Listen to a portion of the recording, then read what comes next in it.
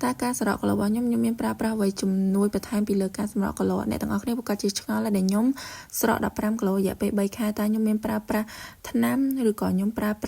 bật tập Paul ấy đểในក្នុងការសម្រក់គីឡូរបស់ខ្ញុំនឹង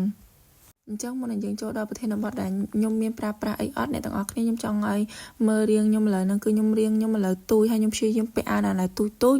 វាឃើញកាន់តែយើងរៀងយើងទូចយើងកាន់តែសប្បាយចិត្តនៅក្នុងការដែលយើងធ្វើការសម្រក់គីឡូនេះណាហើយខ្ញុំចង់និយាយពាក់ព័ន្ធនឹងដូចដែលខ្ញុំបានលើកឡើងមកមុនហ្នឹងអញ្ចឹងថាតើខ្ញុំមានប្រើប្រាស់ផលិតផលឬក៏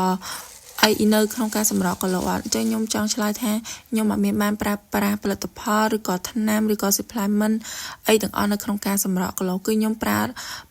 ការសម្រក់គីឡូនេះគឺធម្មជាតិសុទ្ធសូម្បីតែពាក់ព័ន្ធពពួក fiber ក៏ខ្ញុំអត់មានប្រើដែរអ្នកទាំងអស់គ្នាគឺខ្ញុំប្រើ fiber ចេញពីផ្លែឈើដែលយើងញ៉ាំដូចជាខ្ញុំដាក់នេះចឹងអ្វីដែលខ្ញុំញ៉ាំជាប្រចាំភាគច្រើនគឺខ្ញុំញ៉ាំសកានៀកខ្ញុំញ៉ាំជារៀងរាល់ថ្ងៃដោយសារតែសកានៀកសម្បូរ fiber នៅក្នុងនោះអញ្ចឹងវាជួយយើងច្រើនហើយខ្ញុំក៏មានបូកការហាត់ប្រាណបន្ថែមហើយនឹងការញ៉ាំអាហារដែលត្រឹមត្រូវរៀបពេលវេលាដែលត្រឹមត្រូវនៅក្នុងការញ៉ាំ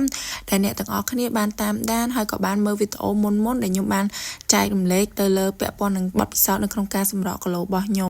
ហើយបើសិនជាអ្នកទាំងអស់គ្នាមានចម្ងល់ទៅលើការសម្រក់គីឡូរបស់ខ្ញុំអ្នកទាំងអស់គ្នាអាចឆាតមកខ្ញុំបានឬក៏អាច comment នៅលើវីដេអូរបស់ខ្ញុំបានខ្ញុំនឹងព្យាយាមឆ្លើយទៅអ្នកទាំងអស់គ្នាវិញបាយបាយ